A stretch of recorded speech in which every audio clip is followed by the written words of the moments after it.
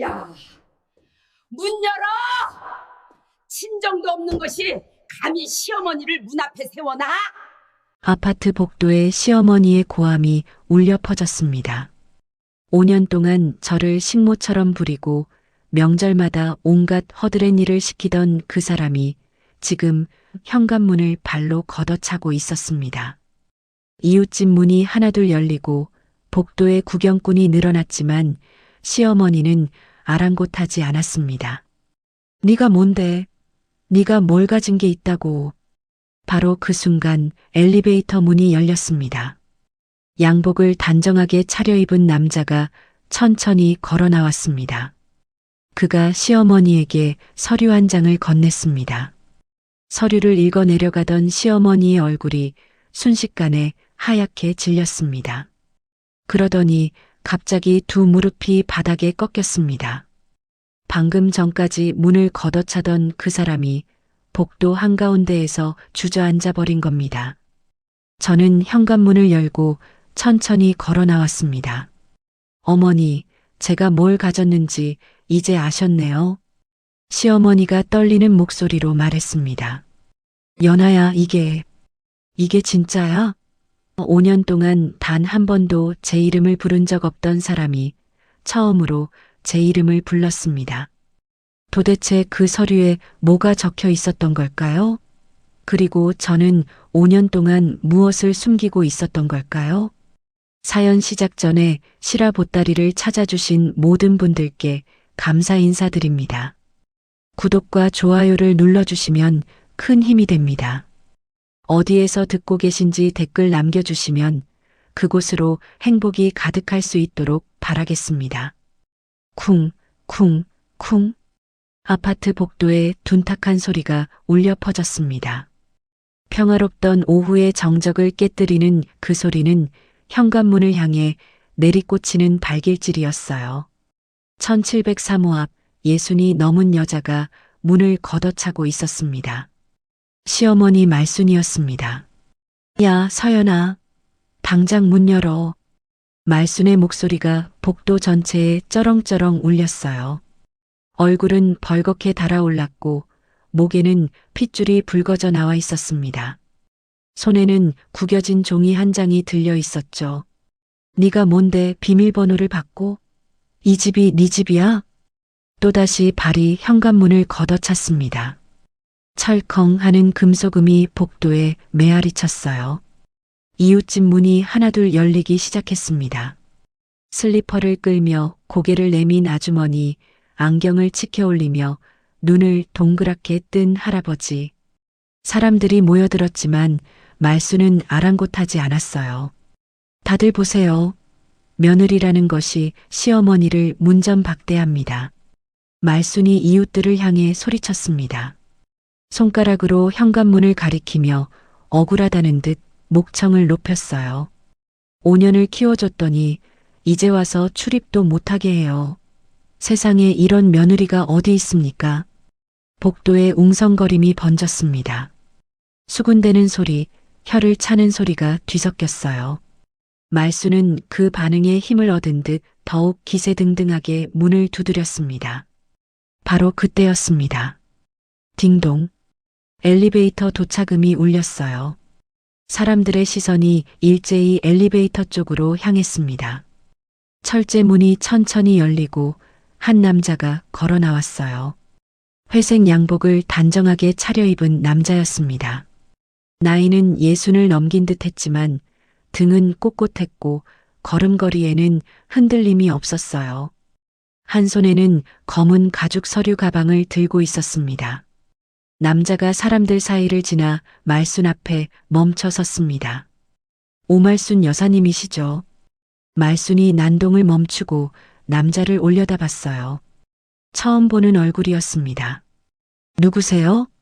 당신이 뭔데 내 이름을 함부로 불러요? 박철호라고 합니다. 변호사입니다. 변호사라는 말에 말순의 눈이 가늘어졌어요. 복도에 모인 사람들도 술렁거렸습니다. 변호사가 왜 여기에 나타난 걸까요? 박철호 변호사가 서류 가방을 열었습니다. 그 안에서 서류 한 장을 꺼내 말순에게 내밀었어요. 한번 확인해 보시죠. 말순이 서류를 낚아챘습니다. 눈이 종이 위를 훑기 시작했어요. 처음에는 비웃음을 머금고 있던 입꼬리가 점점 굳어졌습니다. 눈동자가 흔들렸어요. 서류를 쥔 손이 부들부들 떨리기 시작했습니다. 이게 뭐야? 말순의 목소리가 갈라졌어요. 얼굴에서 핏기가 싹 빠져나갔습니다. 마치 유령이라도 본 것 같은 표정이었죠. 말도 안 돼. 이건 거짓말이야. 말순이 서류를 구겨쥐며 외쳤습니다. 하지만 손은 여전히 떨리고 있었어요. 아까까지의 기세는 온데간데 없이 사라져버렸습니다. 바로 그 순간이었습니다. 찰칵! 현관문 잠금 장치가 풀리는 소리가 났어요. 문이 천천히 안쪽으로 열렸습니다. 그리고 그 문틈 사이로 한 여자가 모습을 드러냈어요. 서연아였습니다. 31살의 며느리는 놀랍도록 차분한 얼굴을 하고 있었어요. 눈에는 눈물도 없었고 입술은 떨리지도 않았습니다. 5년간 시어머니 앞에서 보여왔던 주눅든 모습은 어디에도 없었죠. 연아가 말순을 똑바로 바라보았습니다. 어머니, 목소리도 흔들림이 없었어요. 낮고 담담한 음성이었습니다. 이제 아셨네요. 말순의 얼굴이 일그러졌습니다. 입술이 파르르 떨렸어요. 너 지금 뭐라고 했어? 5년 동안 숨겨왔던 겁니다. 연아가 한 발짝 앞으로 나섰어요. 복도의 형광등 불빛이 그녀의 얼굴을 비췄습니다. 그 얼굴에는 두려움 대신 단단한 결의가 서려 있었죠. 이제 더 이상 숨길 필요가 없어졌어요. 말순이 서류를 움켜쥔 채 뒷걸음질 쳤습니다. 다리에 힘이 풀린 듯 비틀거렸어요. 이게 다 무슨 소리야? 설명해, 당장. 연아는 대답하지 않았습니다. 대신 박철호 변호사를 향해 고개를 살짝 끄덕였어요. 변호사가 다시 서류 가방에서 다른 서류를 꺼냈습니다. 상세한 내용은 제가 설명드리겠습니다. 오말순 여사님. 변호사의 목소리는 차분했지만 그 안에는 단호함이 담겨 있었어요. 안으로 들어가시죠. 여기서 드릴 말씀은 아닌 것 같습니다. 말순은 대꾸하지 못했습니다. 아까까지 쩌렁쩌렁 울리던 목소리는 자취를 감췄어요. 복도에 모였던 이웃들이 웅성거리기 시작했습니다. 변호사라고 했잖아. 무슨 일이래? 저 며느리가 무슨 비밀이 있나 봐. 시어머니 표정 봐. 완전히 얼어붙었어. 수군거림 속에서 연아가 문을 활짝 열었습니다. 들어오세요, 어머니. 그 말투에는 더 이상 비굴함이 없었어요. 5년간 고개 숙이고 살아온 며느리가 아니었습니다.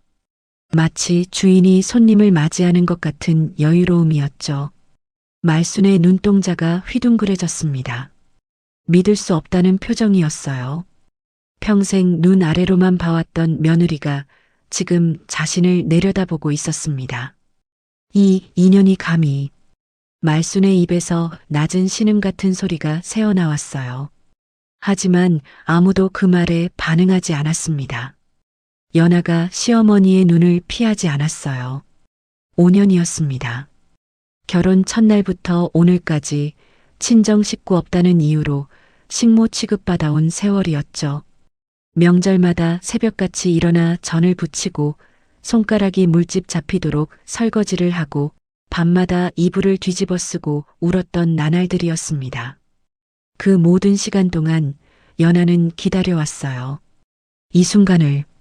연아의 입가에 희미한 미소가 번졌습니다. 슬픔도 분노도 복수심도 아니었어요.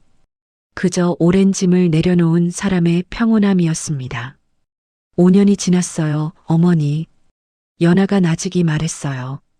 이제 제 이야기를 해드릴 때가 된 것 같습니다. 복도에 정적이 흘렀습니다. 말순은 굳어버린 표정으로 며느리를 바라볼 뿐이었어요. 손에 쥔 서류가 바스락거렸습니다. 박철호 변호사가 조용히 말순의 옆에 섰어요. 자, 들어가시죠. 말순의 발이 떨어지지 않았습니다. 마치 발밑에 납덩이가 매달린 것 같았어요. 하지만 결국 그 발은 현관 안으로 향할 수밖에 없었습니다. 문이 닫혔어요. 복도에 남은 이웃들이 서로 얼굴을 마주 보았습니다. 무슨 일이 벌어지고 있는 건지 아무도 알지 못했죠. 다만 한 가지는 분명했어요. 저 집에서 보통 일이 아닌 무언가가 시작되고 있다는 것을요. 그리고 그것은 5년 전 연하의 결혼식 날로 거슬러 올라가야 알 수 있는 이야기였습니다. 5년 전 봄이었습니다. 서울 시내의 한 웨딩홀, 신부 대기실에 연하가 혼자 앉아 있었어요. 하얀 웨딩드레스가 조명 아래서 은은하게 빛났지만 그 드레스를 입은 신부의 얼굴은 어두웠습니다. 거울 앞에 앉은 연하의 눈가가 붉게 물들어 있었어요. 화장으로 덮었지만 감출 수 없는 슬픔이었죠. 한 달 전 외할머니가 돌아가셨습니다. 이 세상에서 연하의 유일한 혈육이었던 분이었어요. 연하는 부모님 얼굴을 기억하지 못했습니다. 3살 때 교통사고로 두 분 다 하늘나라로 가셨거든요. 그때부터 외할머니 손에서 자랐어요. 외할머니가 엄마였고 아빠였고 온 세상이었습니다. 그런 외할머니마저 떠나셨어요. 결혼식 한 달 전 병원 침대에서 외할머니가 연하의 손을 꼭 잡았습니다. 연하야, 행복하게 살아라. 할머니가 하늘에서 지켜볼게. 그 말을 남기고 외할머니는 눈을 감으셨어요. 연하는 외할머니의 차가워지는 손을 놓지 못하고 밤새 울었습니다. 신부 대기실에 앉아 있는 지금도 그날의 기억이 생생했어요. 거울 속 자신을 바라보던 연하의 눈에서 눈물이 한 방울 흘러내렸습니다. 똑똑. 문을 두드리는 소리가 났어요. 연하가 황급히 눈물을 닦았습니다. 문이 열리고 낯선 여자가 들어왔어요. 예순이 넘어 보이는 여자, 날카로운 눈매의 입술은 꽉 다물려 있었습니다. 시어머니 말순이었어요. 아이고, 혼자 있었구나. 말순이 신부 대기실을 둘러보았습니다. 텅 빈 방이었어요. 보통 신부 대기실에는 친정 어머니, 친척들, 친구들이 북적거리기 마련인데 연하 곁에는 아무도 없었습니다. 말순의 눈이 가늘어졌어요. 친정에서 온 사람이 하나도 없네. 그 말투에는 동정이 아닌 다른 감정이 담겨 있었습니다. 마치 물건의 하자를 발견한 것 같은 그런 눈빛이었죠. 네, 어머님. 친정 식구가 없습니다. 연하가 고개를 숙이며 대답했어요. 목소리가 떨렸습니다. 할머니마저 한 달 전에 돌아가셔서. 그래, 들었어. 말순이 연하의 말을 끊었어요. 신부의 드레스를 위아래로 훑어보더니 코웃음을 쳤습니다. 불쌍하기도 하지. 결혼식에 친정하객이 한 명도 없다니. 위로가 아니었어요.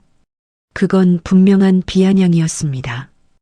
연하의 손이 드레스 자락을 움켜쥐었어요. 말순이 거울 앞으로 다가왔습니다. 연하의 어깨에 손을 얹었어요. 차가운 손이었습니다. 앞으로 잘해야 할 거야. 친정에 기댈 데도 없는데 우리 집안에 잘 보여야지. 그 말을 남기고 말순이 방을 나갔어요. 문이 닫히는 소리가 유난히 크게 들렸습니다. 연하는 그 자리에 얼어붙어 있었어요. 가슴 한쪽이 서늘해지는 느낌이었습니다. 결혼식도 하기 전에 앞으로 펼쳐질 시집살이가 눈앞에 그려지는 것 같았죠. 그때 다시 문이 열렸습니다. 민혁이었어요. 신랑 턱시도를 차려입은 민혁이 급하게 들어왔습니다. 얼굴에 땀이 송글송글 맺혀 있었어요. 하객 맞느라 정신없었을 텐데 신부 대기실까지 달려온 거였죠. 연하야.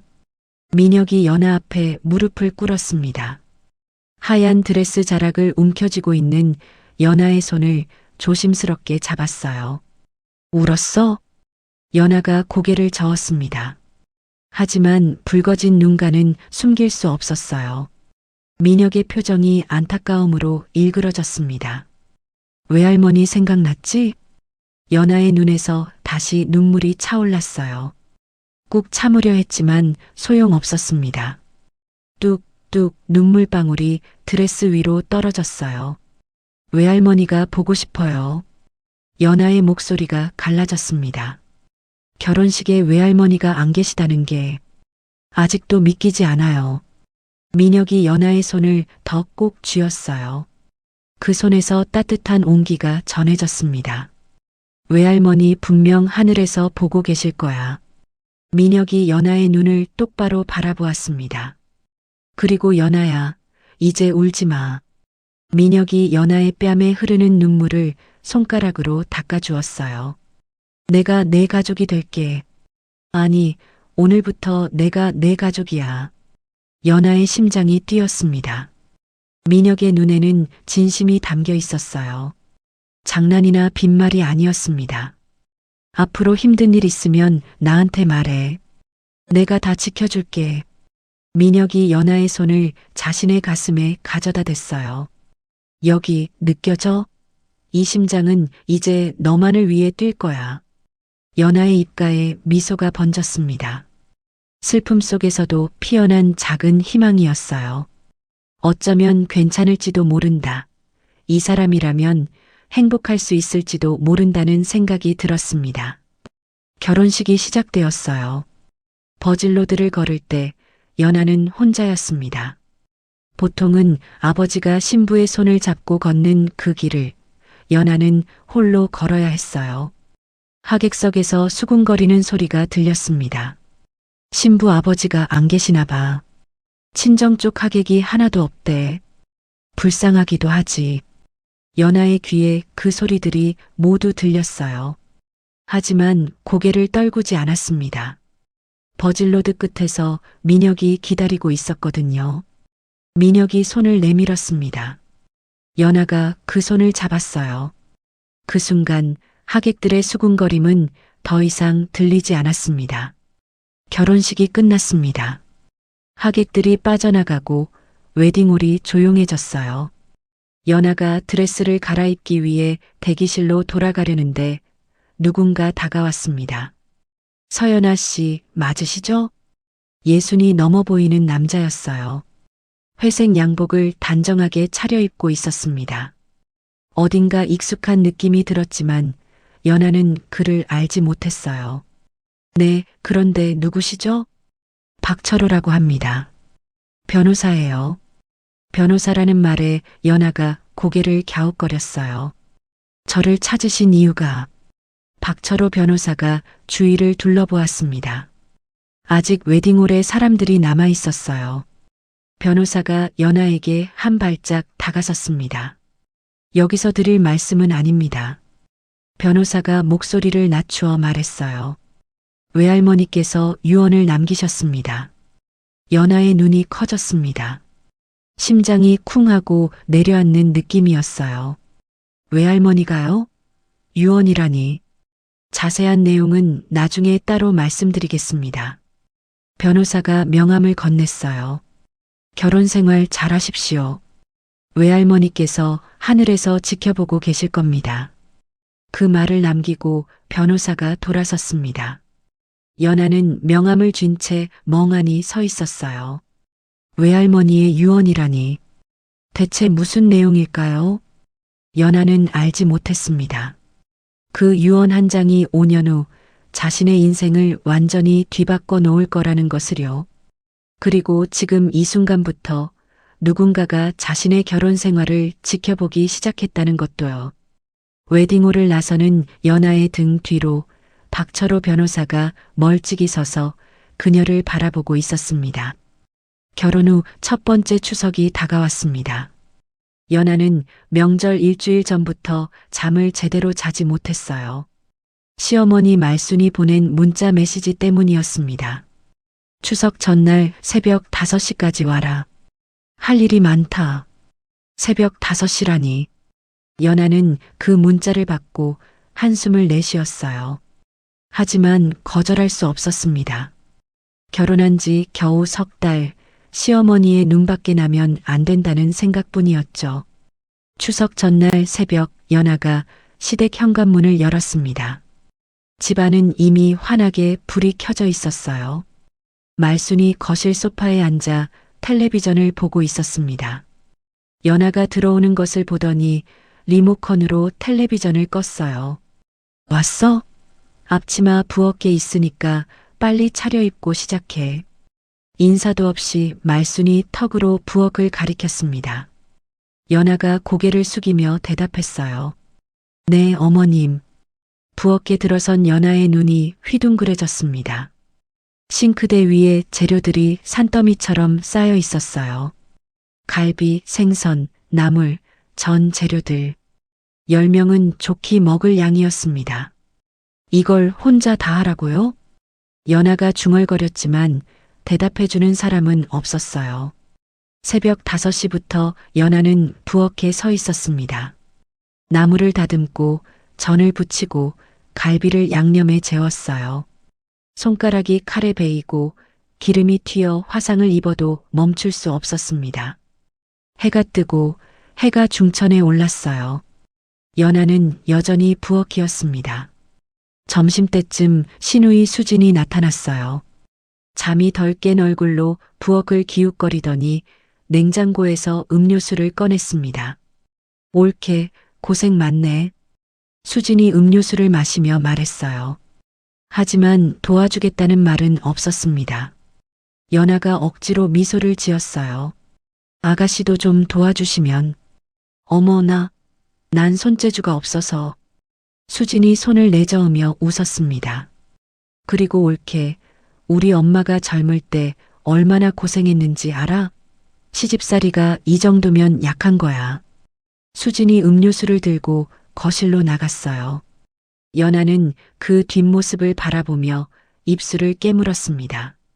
저녁이 되어서야 상차림이 끝났어요. 온 가족이 둘러앉았습니다. 말순, 수진 그리고 민혁. 연아가 정성껏 차린 음식들이 상 위에 가득했어요. 연아는 구석자리에 앉아 숟가락을 들었습니다. 말순이 갈비를 한 점 집어 입에 넣었어요. 씹는 신용을 하더니 이내 얼굴을 찡그렸습니다. 이게 뭐야, 짜기만 하고. 연아의 손이 멈췄어요. 죄송합니다, 어머님. 간을 잘못 맞췄나 봐요. 잘못 맞추긴. 요리를 할 줄 알아야 맞추든 말든 하지. 말순이 젓가락을 내려놓았습니다. 날카로운 눈이 연아를 향했어요. 친정도 없는 것이 뭘 배웠겠어. 밥이라도 제대로 할 줄 알았더라면 시집을 보냈겠지. 연아의 얼굴이 하얗게 질렸습니다. 가슴이 찢어지는 것 같았어요. 친정이 없다는 것, 그건 연아의 잘못이 아니었습니다. 그런데 왜 이렇게 모욕을 당해야 하는 걸까요? 수진이 거들었어요. 엄마, 그래도 올케가 하루 종일 했잖아요. 처음이니까 그럴 수도 있지. 위로인 줄 알았습니다. 하지만 수진의 다음 말이 연아의 가슴에 비수가 되어 꽂혔어요. 그래도 엄마 젊을 때 고생한 거 생각하면 이 정도는 당연한 거지. 며느리가 못하면 누가 해요? 연아는 고개를 숙였습니다. 눈물이 차올랐지만 참았어요. 이 자리에서 울면 안 된다고, 더 무시당할 거라고 생각했습니다. 민혁이 입을 열었어요. 엄마, 연아가 새벽부터 고생했잖아요. 좀 그만하세요. 연아의 가슴에 작은 희망이 피어올랐습니다. 남편이 자기 편을 들어주는 거였어요. 하지만 말순이 아들을 노려보자 민혁의 목소리가 작아졌습니다. 아니 그게 그냥 연아가 고생했으니까요. 민혁이 고개를 숙이며 밥을 떴어요. 더 이상 아무 말도 하지 않았습니다. 연아는 그 모습을 보며 눈앞이 캄캄해졌어요. 결혼식 날 민혁이 했던 말이 떠올랐습니다. 내가 내 가족이 될게. 내가 다 지켜줄게. 그 말은 어디로 간 걸까요? 저녁 식사가 끝나고 설거지까지 마친 연아가 방으로 들어갔습니다. 문을 닫자마자 눈물이 터져 나왔어요. 이불을 뒤집어 쓰고 소리 없이 울었습니다. 어깨가 들썩였어요. 목구멍에서 흐느낌이 새어나왔습니다. 외할머니, 연아가 이불 속에서 중얼거렸어요. 외할머니, 나 어떡해요. 너무 힘들어요. 아무도 대답해주지 않았습니다. 외할머니는 하늘나라에 계시고 이 세상에 연아의 편은 아무도 없는 것 같았어요. 그때 방문이 열렸습니다. 민혁이 들어왔어요. 방 안이 어두웠지만 이불 속에서 들썩이는 연아의 어깨가 보였습니다. 민혁이 천천히 다가와 이불 옆에 앉았어요. 연아야. 민혁이 조심스럽게 이불을 걷었습니다. 눈물 범벅이 된 연아의 얼굴이 드러났어요. 민혁의 얼굴이 일그러졌습니다. 울고 있었어? 연아가 고개를 돌렸어요. 이 모습을 보이고 싶지 않았습니다. 아니에요, 괜찮아요. 거짓말하지 마. 민혁이 연아의 어깨를 잡고 자신을 향해 돌렸어요. 연아의 눈에서 또다시 눈물이 흘러내렸습니다. 왜 아까 아무 말도 안 했어요? 연아의 목소리가 떨렸어요. 어머님이 그렇게 말씀하시는데 왜 가만히 있었어요? 민혁이 입술을 깨물었습니다. 대답하지 못했어요. 당신이 지켜준다고 했잖아요. 내 가족이 되어준다고 했잖아요. 연아의 눈물이 멈추지 않았습니다.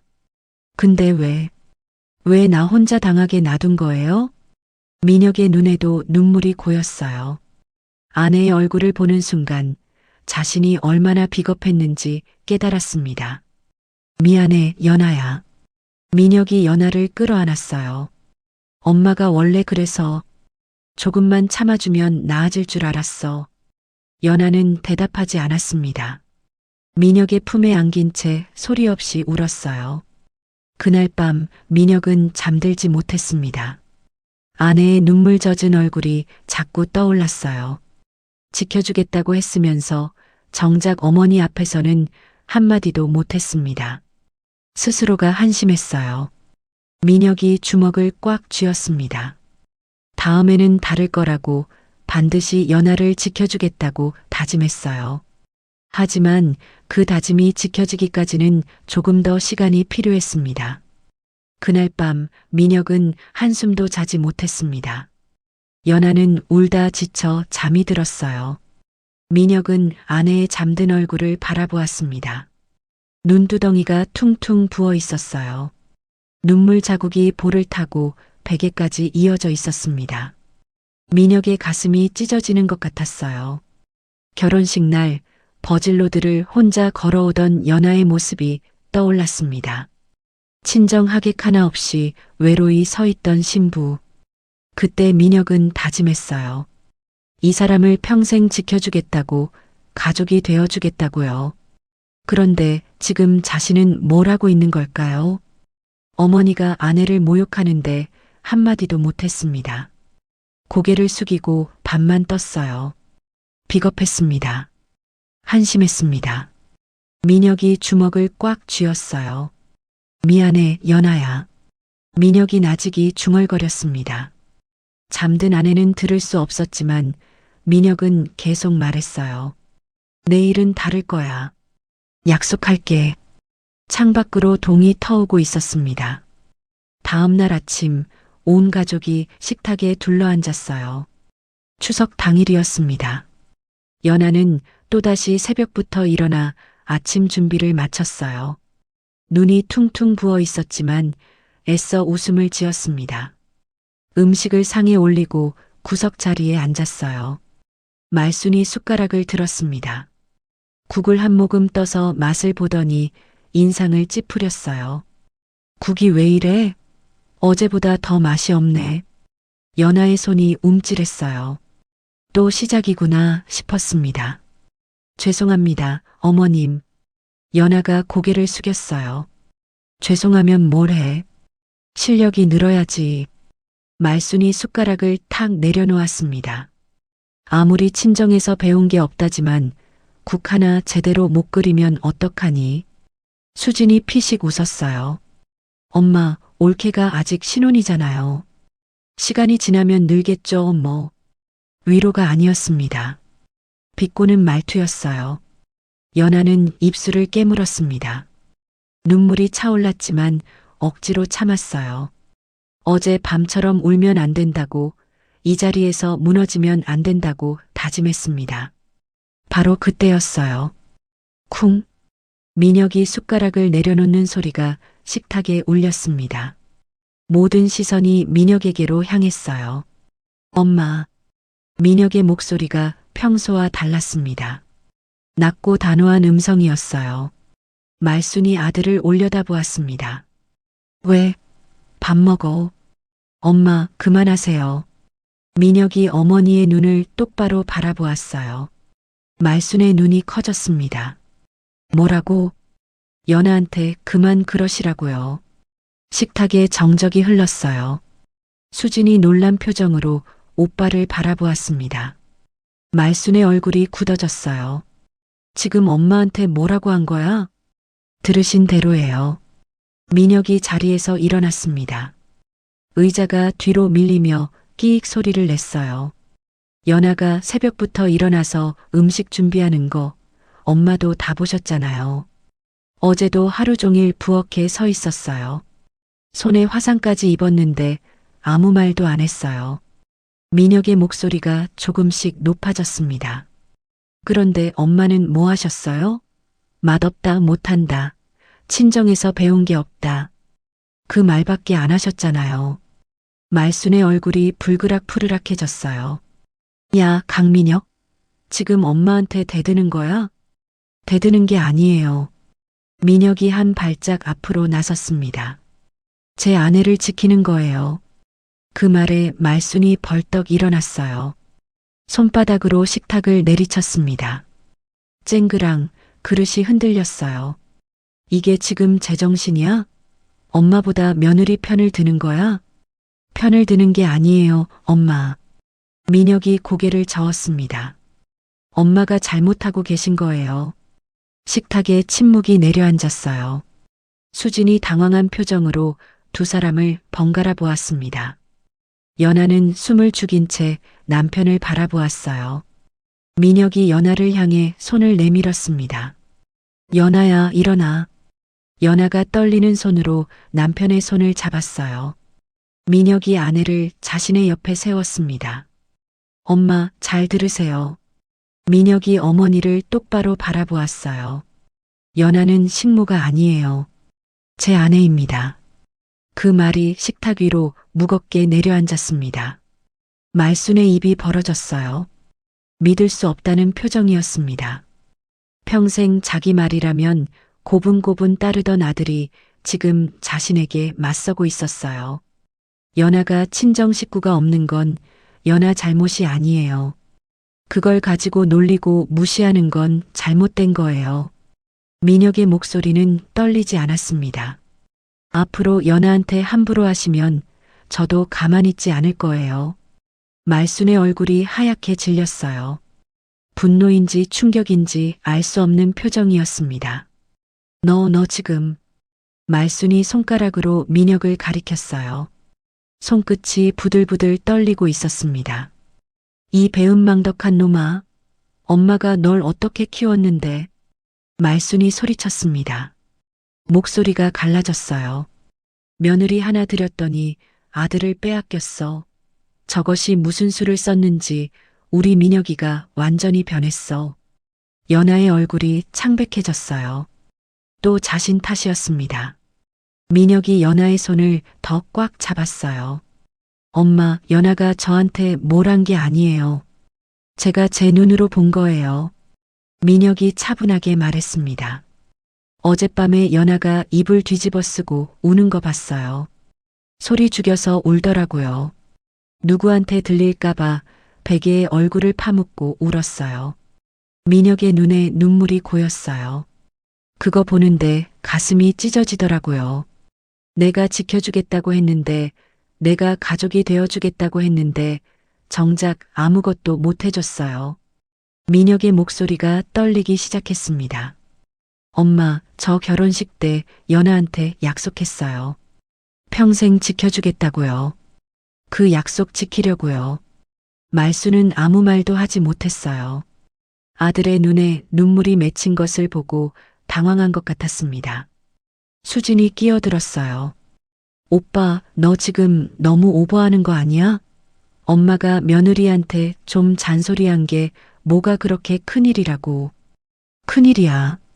민혁이 동생을 바라보았습니다. 너한테는 아닐 수 있어.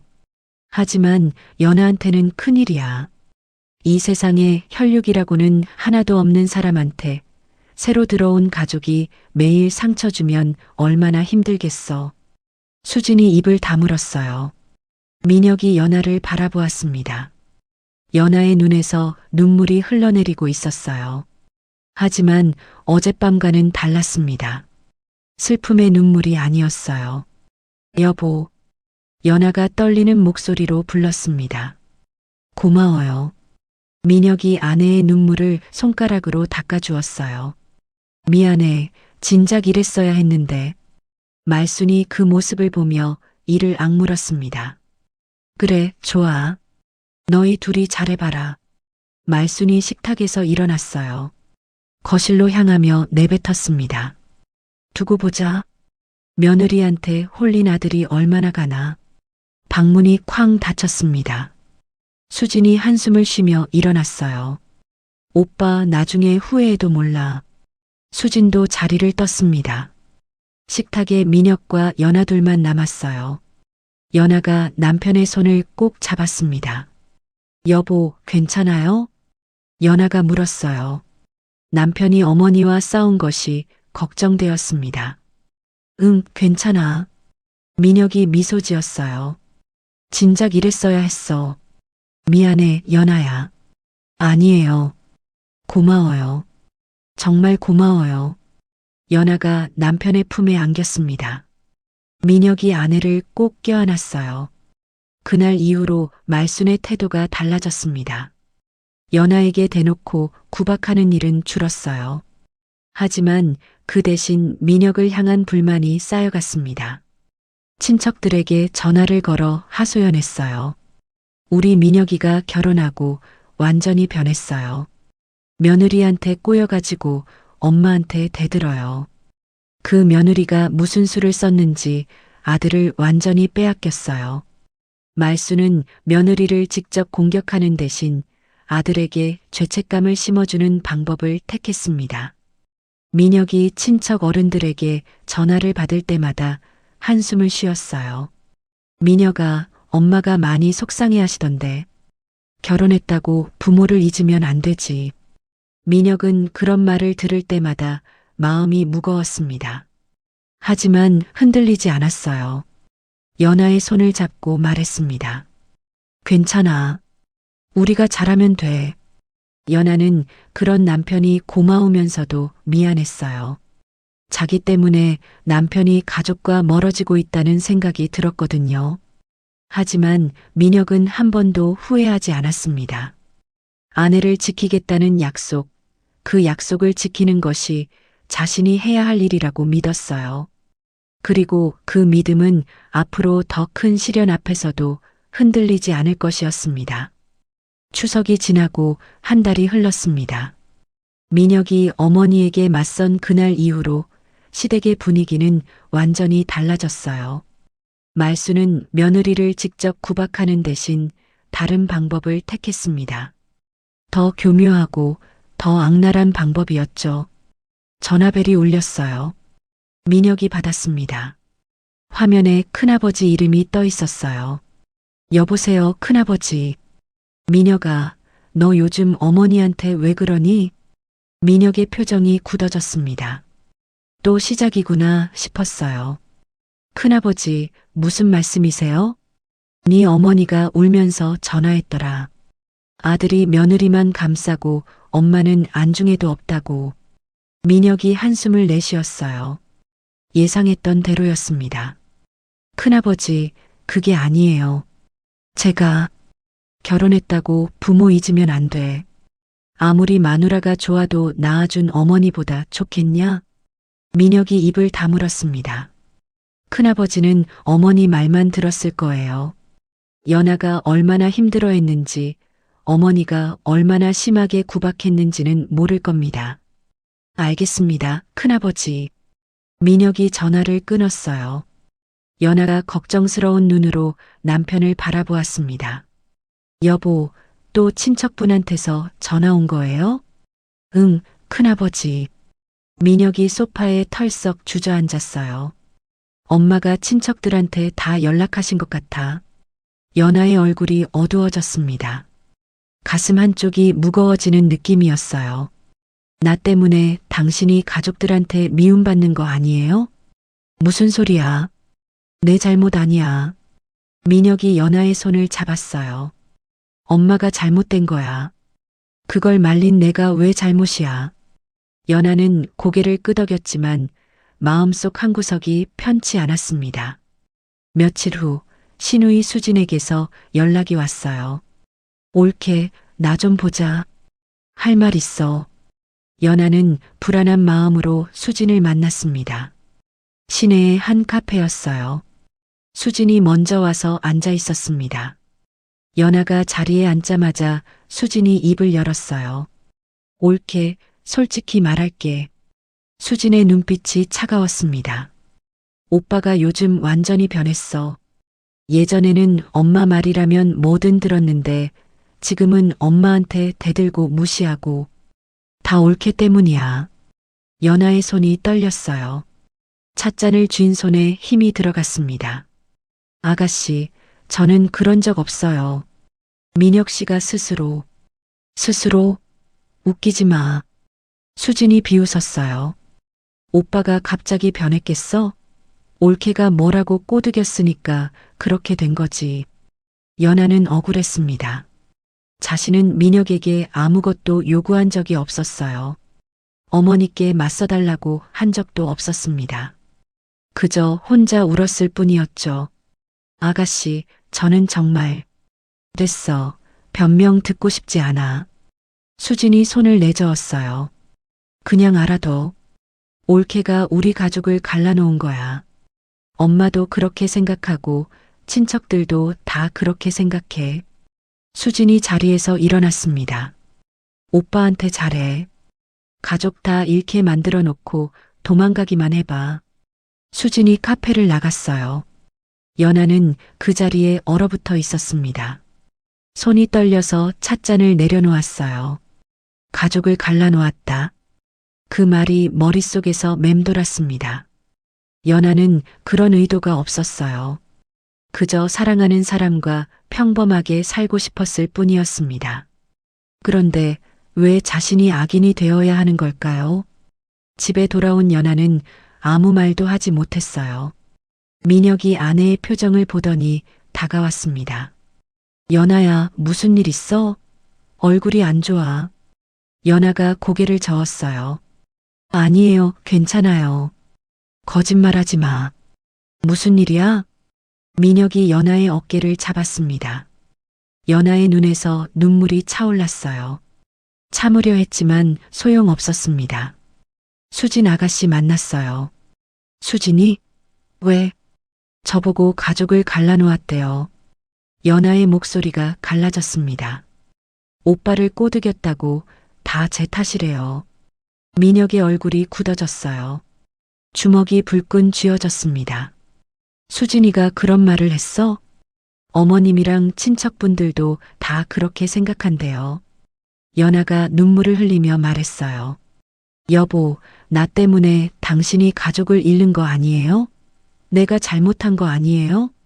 민혁이 연아를 끌어안았습니다. 아니야, 내 잘못 아니야.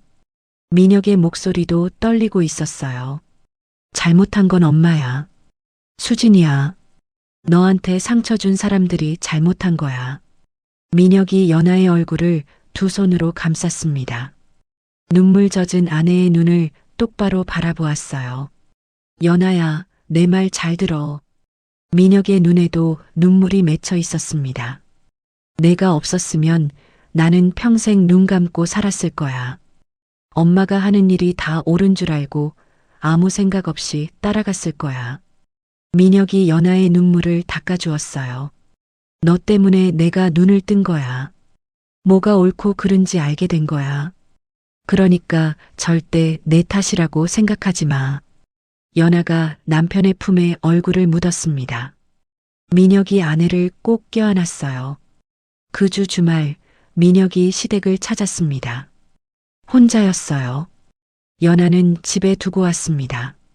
이 대화에 연아가 있으면 안 된다고 생각했거든요. 말순이 거실 소파에 앉아 있었어요. 민혁이 들어오는 것을 보더니 콧방귀를 뀌었습니다. 어머, 우리 아들이 웬일이야. 요즘 통 얼굴 보기 힘들더니. 엄마, 드릴 말씀이 있어서요. 민혁이 어머니 맞은편에 앉았습니다. 알아요. 엄마가 친척들한테 연락하신 거. 말순의 눈이 가늘어졌어요. 그래 했다. 왜? 사실을 말한 게 뭐가 잘못이야? 사실이 아니잖아요. 연아가 저를 꼬드긴 적 없어요. 민혁이 차분하게 말했습니다. 제가 제 눈으로 보고 제가 판단해서 행동한 거예요. 말순이 코웃음을 쳤어요. 그래, 네가 알아서 변한 거겠지. 근데 왜 하필 결혼하고 나서 변했을까? 며느리가 무슨 수를 썼으니까 그렇게 된 거 아니겠어? 엄마, 민혁의 목소리가 높아졌어요. 하지만 곧 심호흡을 하고 감정을 가라앉혔습니다. 엄마, 저 오늘 한 가지만 말씀드리려고 왔어요. 민혁이 어머니의 눈을 똑바로 바라보았습니다. 앞으로 연하 험담하시면 저희 명절에 안 갑니다. 말순의 얼굴이 굳어졌어요. 뭐라고? 친척들한테 연하 욕하고 다니시면 저희는 가족 모임에 안 나가겠다고요. 민혁의 목소리는 단호했습니다. 연하한테도 마찬가지예요. 앞으로 연하한테 상처 주는 말씀하시면 저희는 시댁에 발을 끊겠습니다. 말순이 자리에서 벌떡 일어났어요. 얼굴이 불그락푸르락해졌습니다. 야, 강민혁. 말순이 소리쳤어요. 목소리가 갈라졌습니다. 내가 엄마한테 그런 말을 할 수 있어? 내가 그럴 수 있냐고. 네, 할 수 있어요. 민혁이 자리에서 일어났습니다. 제 아내를 지키기 위해서라면요. 말순의 눈에 눈물이 고였어요. 분노의 눈물인지 서러움의 눈물인지 알 수 없었습니다. 그래, 좋아. 너 그렇게 나와? 말순이 이를 악물었어요. 두고 봐라. 그 며느리가 네 인생 망치는 꼴 내가 똑똑히 볼 테니까. 민혁은 대답하지 않았습니다. 고개만 살짝 숙여 인사하고 현관으로 향했어요. 야, 강민혁. 가지마. 얘기 안 끝났어.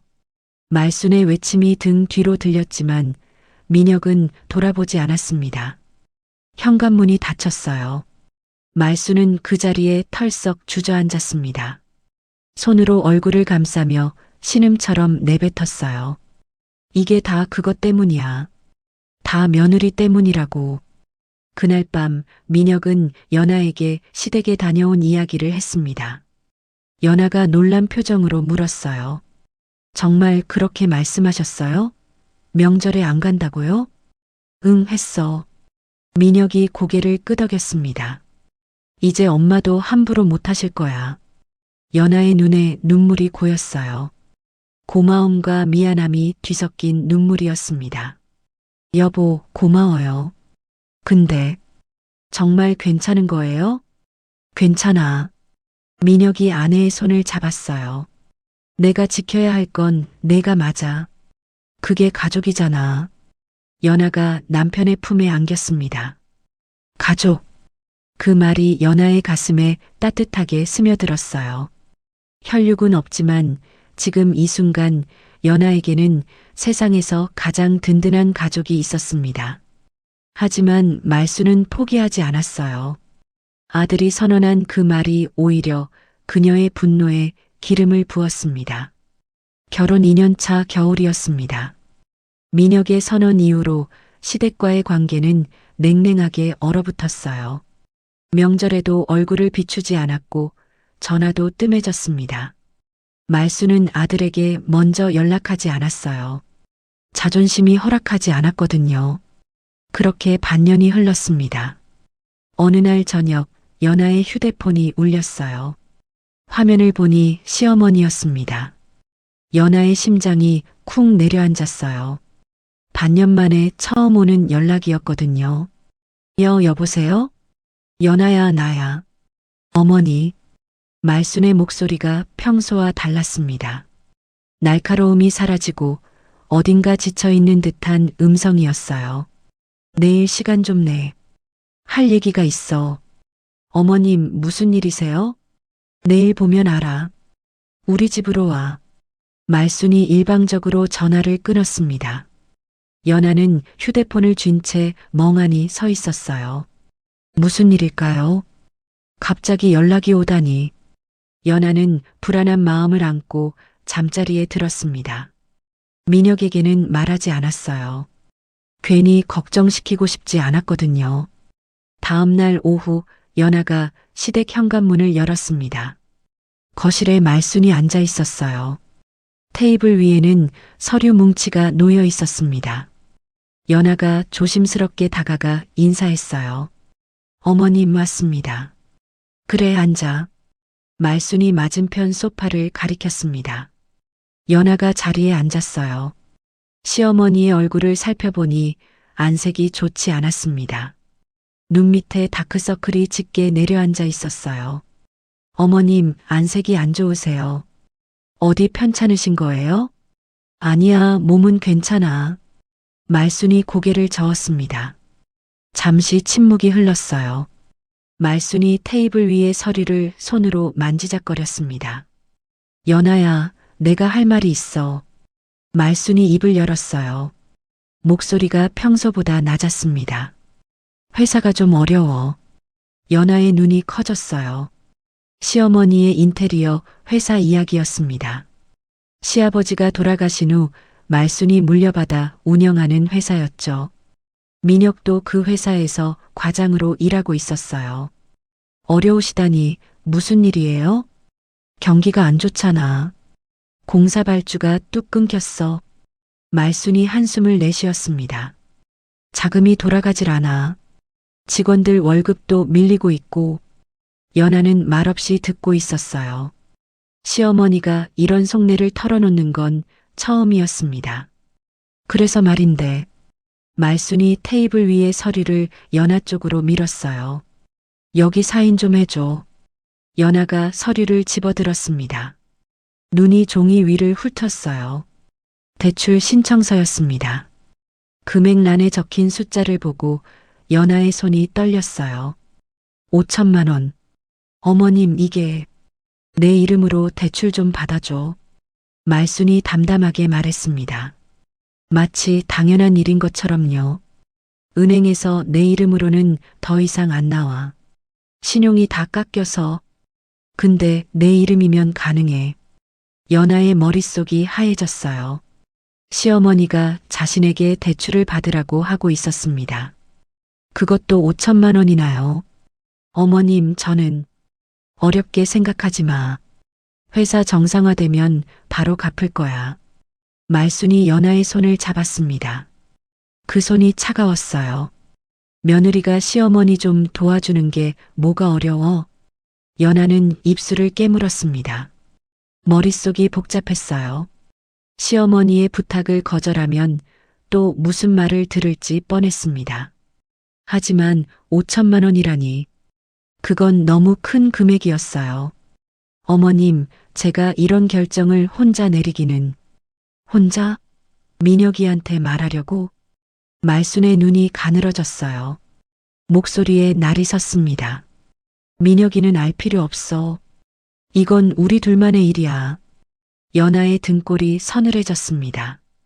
시어머니가 남편 몰래 이 일을 처리하려는 거였어요. 어머님, 그래도 민혁 씨한테는 말씀드려야. 연아야. 말순이 연아의 말을 끊었습니다. 목소리가 낮아졌어요. 잘 들어. 회사가 망하면 민혁이도 직장 잃는 거야. 알지?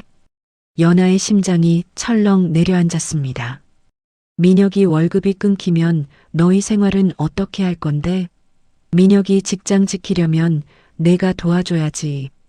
협박이었습니다. 노골적인 협박이었어요. 연아의 손이 떨렸습니다.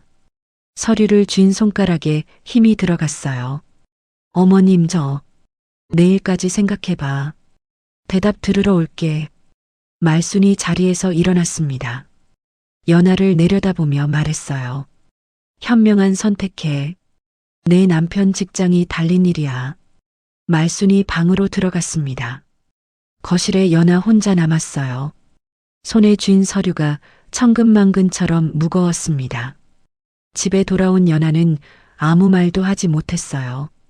민혁이 퇴근하고 들어왔습니다. 아내의 표정을 보더니 다가왔어요. 연아야, 무슨 일 있어? 얼굴이 안 좋아. 아니야, 괜찮아. 연아가 억지로 웃어 보였습니다. 하지만 민혁의 눈은 속일 수 없었어요. 거짓말하지 마. 나한테 숨기는 거 있지? 연아는 입술을 깨물었습니다. 남편에게 말해야 할까요? 하지만 말순이 남편 몰래 하라고 했어요. 말하면 또 무슨 일이 생길지 모릅니다. 정말 괜찮아요. 그냥 좀 피곤해서 그래요. 민혁이 연아를 의심스럽게 바라보았지만 더 캐묻지는 않았어요. 그날 밤 연아는 잠을 이루지 못했습니다. 대출 서류가 머릿속에서 떠나지 않았어요. 사인을 하면 5천만 원의 빚이 자신의 이름으로 남습니다.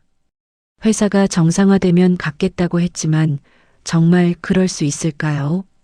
하지만 거절하면 민혁이 직장을 잃는다고 했어요. 시어머니 말이 사실이라면 남편의 생계가 달린 문제였습니다. 연아는 뒤척이다 결국 이불을 걷어차고 일어났어요. 거실로 나가 창밖을 바라보았습니다. 밤하늘에 별이 총총했어요. 외할머니, 연아가 나직이 중얼거렸습니다. 저 어떻게 해야 해요? 아무도 대답해주지 않았습니다. 다음 날 아침 민혁이 출근 준비를 하고 있었어요. 연아가 결심했습니다. 숨기면 안 된다고, 남편에게 말해야 한다고 생각했어요. 어떤 결과가 나오든 혼자 감당할 문제가 아니었거든요. 여보, 잠깐 얘기 좀 해요. 민혁이 넥타이를 매다 말고 아내를 바라보았습니다. 응, 뭔데? 연아가 가방에서 서류를 꺼냈어요. 어젯밤 시댁에서 가져온 대출 신청서였습니다. 어제 어머님 만나고 왔어요. 민혁의 표정이 굳어졌습니다. 엄마를? 왜? 무슨 일로? 연아가 서류를 민혁에게 건넸어요. 민혁의 눈이 종이 위를 훑었습니다. 순간 그의 얼굴이 하얗게 질렸어요. 이게 뭐야? 어머님이 제 이름으로 대출 받아달라고 하셨어요. 민혁의 손이 부들부들 떨리기 시작했습니다. 서류를 쥔 손에 핏줄이 붉어졌어요. 5천만 원? 엄마가 이런 걸 연아한테 부탁했다고? 네, 회사가 어렵다고 하시면서. 그리고 나한테는 말하지 말라고 했겠지? 연아가 고개를 끄덕였습니다. 민혁의 눈에 분노가 타올랐어요. 직장 잃는다는 말도 했어? 연아가 다시 고개를 끄덕였어요. 민혁의 얼굴이 불그락푸르락해졌습니다. 미쳤어, 진짜. 민혁이 서류를 구겨 쥐었습니다. 주먹이 부르르 떨렸어요. 내 아내한테 협박을 해? 내 직장 들먹이면서? 민혁이 휴대폰을 집어들었어요. 어머니에게 전화를 걸었습니다. 신호음이 2번 울리고 말순이 받았어요. 여보세요? 엄마, 나야. 민혁의 목소리가 차갑게 가라앉아 있었습니다. 연아한테 뭔 짓 한 거예요? 전화기 너머로 침묵이 흘렀어요. 그게 연아가 말했어? 대출 서류 봤어요. 5천만 원이요? 그리고 나한테 말하지 말라고 했다면서요? 민혁아, 그게 아니라 제 아내를 사업에 끌어들이지 마세요. 민혁의 목소리에 감정이 실리지 않았습니다. 오히려 그래서 더 무섭게 들렸어요. 직장 잃는다고 협박까지 하셨다면서요? 엄마, 그건 아니잖아요. 민혁아, 엄마가 급하니까 그런 거야. 회사가 정말 어려워서. 어려우면 저한테 말씀하셨어야죠. 왜 연아한테 가요? 왜 제 아내를 협박해요? 말순이 대답하지 못했습니다. 민혁이 숨을 깊이 들이쉬었어요. 엄마, 앞으로 연아한테 이런 부탁하지 마세요. 사업 문제는 저한테 말씀하시고요. 민혁아, 그리고 대출권은 없던 일로 하겠습니다. 민혁이 전화를 끊었어요. 손이 떨리고 있었습니다. 연아가 남편에게 다가갔어요. 여보, 괜찮아요? 응, 괜찮아. 민혁이 아내의 손을 잡았습니다. 미안해, 연아야. 엄마가 그런 짓을 할 줄 몰랐어. 아니에요. 저야말로 진작 말씀드렸어야 했는데. 아니야. 내가 말해줘서 고마워. 민혁이 연아를 끌어안았어요. 그날 저녁 말순에게서 문자가 왔습니다. 그래, 좋아. 너희 둘이 잘 살아봐라. 나는 이제 자식 없는 사람이다.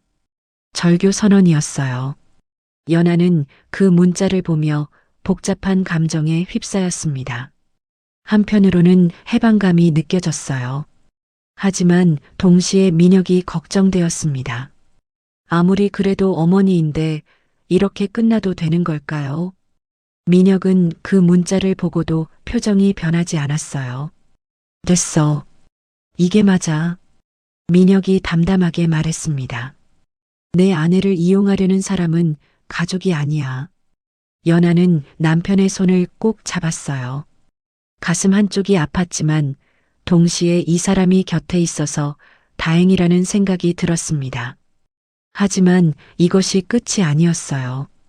5년이라는 시간이 흐른 뒤 모든 진실이 드러나게 될 테니까요. 결혼 5주년이 코앞으로 다가왔습니다. 시어머니와 절교한 후로 3년이라는 시간이 흘렀어요. 그 사이 연아와 민혁에게는 큰 변화가 있었습니다.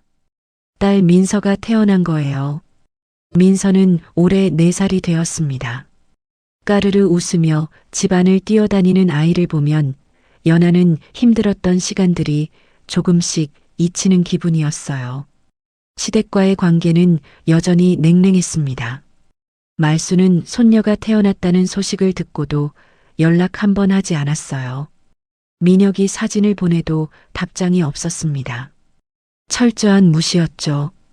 민혁은 담담하게 받아들였어요. 괜찮아.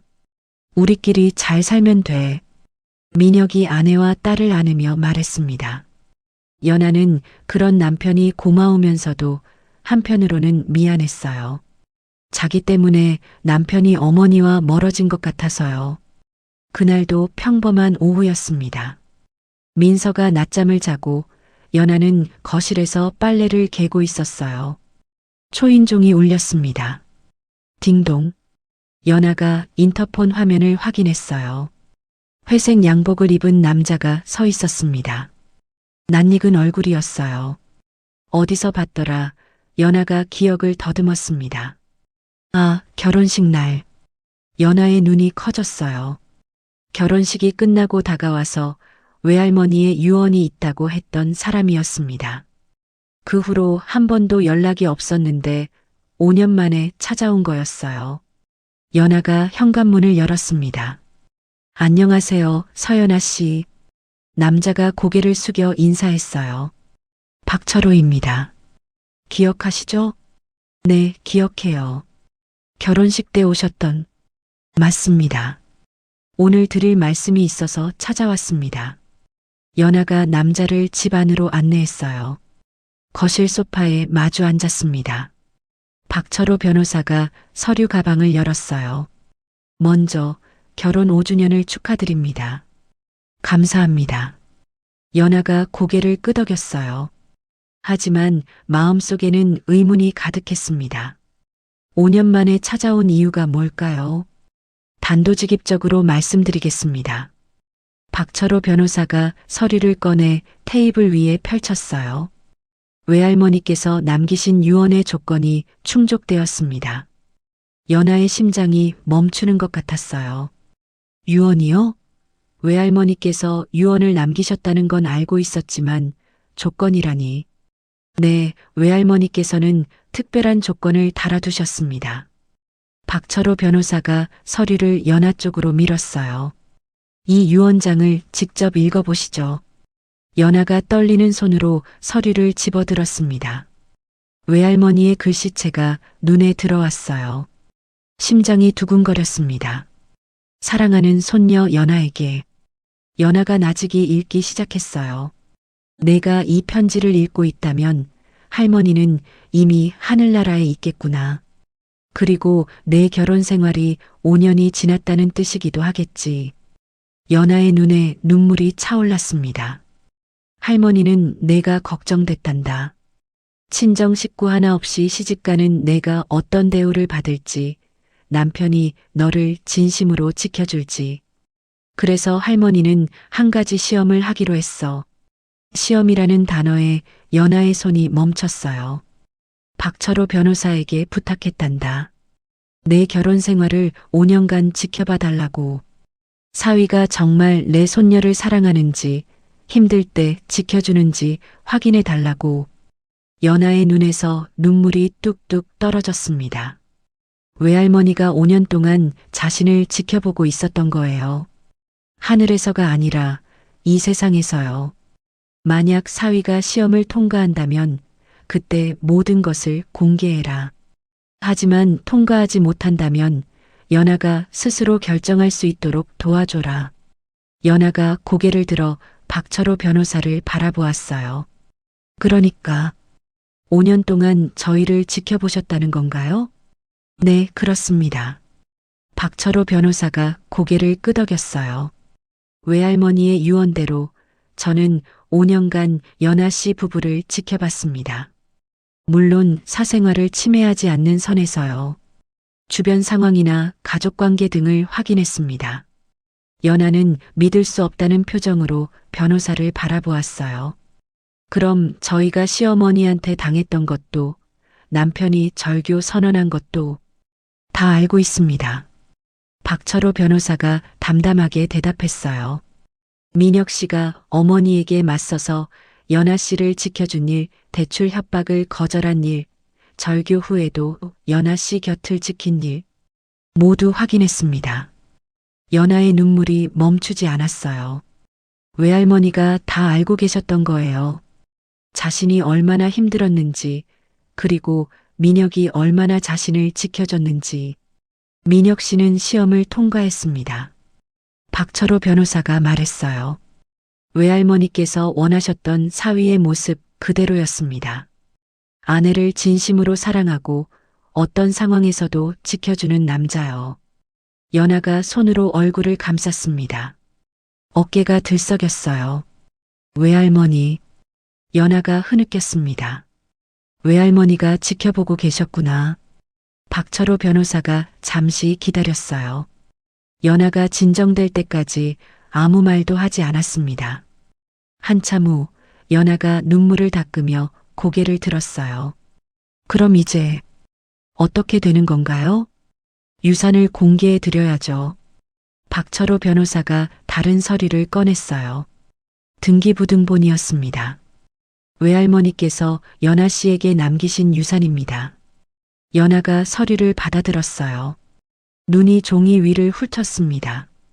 순간 숨이 멎는 것 같았어요. 이게 뭐예요?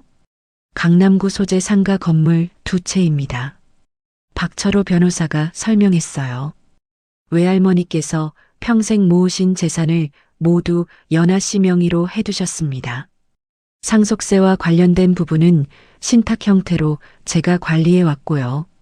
연하의 손이 떨렸습니다. 서류에 적힌 주소와 금액이 눈에 들어왔어요. 강남 상가 건물 2채, 시가 수백억 원에 달하는 재산이었습니다. 저는 이런 거 몰랐어요. 연하가 더듬거리며 말했어요. 외할머니가 이렇게 큰 재산을 가지고 계신 줄 외할머니께서 일부러 숨기셨습니다. 박철호 변호사가 말했어요. 연하 씨가 돈 때문에 결혼하는 것처럼 보이는 게 싫으셨대요. 그래서 유산은 결혼 후 5년이 지나서 공개하라고 하셨습니다. 연하는 멍하니 서류를 바라보았어요. 머릿속이 하얘졌습니다. 5년간 시어머니에게 구박받을 때, 친정 식구 없다고 무시당할 때, 연하는 자신이 아무것도 없는 사람이라고 생각했어요. 기댈 곳 없는 불쌍한 며느리라고요. 그런데 실은 강남 상가 건물 2채의 주인이었던 거예요. 그리고 한 가지 더 알려드릴 게 있습니다. 박철호 변호사가 말했어요. 이 건물들 중 하나에 입주한 회사가 있습니다. 연하가 고개를 들었어요. 어떤 회사요? 시어머니 오말순 여사의 인테리어 회사입니다. 연하의 눈이 커졌어요. 심장이 쿵 내려앉는 느낌이었습니다. 시어머니 회사가 제 건물에 있다고요? 네, 5년 전부터 임대 계약을 맺고 있습니다. 물론 말순 여사는 건물주가 누구인지 모르십니다. 연하는 믿을 수 없다는 표정으로 변호사를 바라보았어요. 그럼 5년 동안 시어머니가 저한테 임대료를 낸 거예요? 그렇습니다. 정확히는 신탁 계좌로 들어왔지만 그 돈의 주인은 연하 씨입니다. 연하는 한동안 아무 말도 하지 못했어요. 너무 충격적인 사실이었습니다. 식모 취급하던 며느리가 사실은 건물주였다니. 임대료를 내던 상대가 자기가 무시하던 며느리였다니. 외할머니께서 이것도 아셨나요? 시어머니 회사가 이 건물에 있다는 거요. 네, 알고 계셨습니다. 박철호 변호사가 대답했어요. 사실 우연이 아닙니다. 외할머니께서 일부러 그 건물을 매입하셨어요. 연하의 눈이 더 커졌어요. 일부러요? 연하 씨를 지키기 위해서요. 만약 시댁에서 연하 씨를 너무 힘들게 하면 이 카드를 쓸 수 있도록요. 연하의 눈에서 다시 눈물이 흘러내렸습니다. 외할머니는 돌아가시기 전부터 모든 것을 준비해 두셨던 거예요. 손녀가 혹시 힘들어질 것을 대비해서요. 외할머니, 연하가 서류를 가슴에 끌어안았어요. 고마워요, 외할머니. 정말 고마워요. 박철호 변호사가 자리에서 일어났습니다. 이제 선택은 연하 씨의 몫입니다. 변호사가 말했어요. 이 사실을 공개할지, 언제 공개할지는 연하 씨가 결정하시면 됩니다. 저는 연하 씨의 결정을 따르겠습니다. 연하가 고개를 끄덕였어요. 눈물을 닦으며 말했습니다. 생각할 시간을 주세요. 물론입니다. 필요하실 때 연락 주세요. 박철호 변호사가 명함을 건네고 현관으로 향했어요. 문이 닫히고 연하는 혼자 거실에 앉아 있었습니다. 손에는 등기부등본이 들려 있었어요. 연하는 창밖을 바라보았습니다. 햇살이 거실로 쏟아져 들어오고 있었어요. 외할머니, 저 이제 어떻게 해야 할까요? 연하가 나직이 중얼거렸습니다. 대답은 없었지만 연하는 알 것 같았어요. 외할머니라면 뭐라고 하셨을지. 당당하게 살아라. 내가 누군지 보여줘라. 연하의 눈에 결심이 서렸습니다. 5년간 숨겨왔던 비밀을 드러낼 때가 온 거예요. 결혼 5주년 당일이었습니다. 연하는 민혁에게 모든 것을 털어놓았어요. 외할머니의 유언, 5년간의 시험, 그리고 강남 상가 건물 2채의 존재까지. 민혁은 한동안 아무 말도 하지 못했습니다. 그러니까 외할머니가 5년 동안 우리를 지켜보셨다고? 응. 당신이 나를 진심으로 지켜주는지 확인하셨대. 민혁의 눈에 눈물이 고였어요. 외할머니께서 그렇게까지. 당신이 시험을 통과했대. 외할머니가 원하셨던 사위 그대로였다고. 연하가 남편의 손을 잡았습니다. 고마워, 여보. 5년 동안 나를 지켜줘서. 민혁이 아내를 끌어안았어요. 두 사람은 한동안 말없이 서로를 안고 있었습니다. 그리고 연하는 결심을 말했어요. 오늘 시댁에 가려고 해. 민혁이 놀란 표정으로 아내를 바라보았습니다. 시댁에? 3년 동안 연락도 없었는데? 응. 이제 진실을 밝힐 때가 된 것 같아. 연하의 눈에는 단단한 결의가 담겨 있었어요. 5년 동안 숨겨왔잖아. 이제는 당당하게 말하고 싶어. 민혁이 아내의 얼굴을 들여다보았습니다. 예전에 시어머니 앞에서 주눅 들던 모습은 어디에도 없었어요. 지금 눈앞에 있는 건 자신이 누구인지 아는 사람이었습니다. 알았어. 같이 가자. 민혁이 고개를 끄덕였어요. 무슨 일이 있어도 내가 내 옆에 있을게. 연아가 박철호 변호사에게 연락했습니다. 변호사는 흔쾌히 동행하겠다고 했어요. 오후 3시 세 사람이 시댁 앞에 도착했습니다. 연아가 초인종을 눌렀어요. 잠시 후 문이 열렸습니다. 말순이 현관에 서 있었어요. 3년 만에 보는 며느리와 아들이었습니다. 말순의 표정이 일그러졌어요. 이게 누구야? 3년 동안 코빼기도 안 비치더니. 어머님, 드릴 말씀이 있어서 왔습니다. 연아가 차분하게 말했어요. 말순의 눈이 연아 뒤에 서 있는 박철호 변호사에게로 향했습니다. 저 사람은 누구야? 변호사님이세요. 함께 들어가도 될까요? 말순은 의아한 표정을 지었지만 문을 열어주었어요. 거실로 들어가니 수진이 소파에 앉아 있었습니다. 며느리와 오빠를 보더니 눈을 동그랗게 떴어요. 어머, 오빠? 올게? 수진아, 너도 앉아 있어. 다 같이 들을 얘기야. 말순이 자리에 앉으며 말했어요. 연아와 민혁이 맞은편 소파에 앉았습니다. 박철호 변호사는 옆에 서 있었어요. 그래, 무슨 얘기야? 변호사까지 데리고 온 걸 보니 심상치 않네. 말순이 팔짱을 끼며 물었습니다. 목소리에 경계심이 담겨 있었어요. 연아가 심호흡을 했습니다. 그리고 입을 열었어요. 어머님, 오늘 저에 대해 말씀드리려고 왔어요. 너에 대해? 뭘? 제가 누구인지요.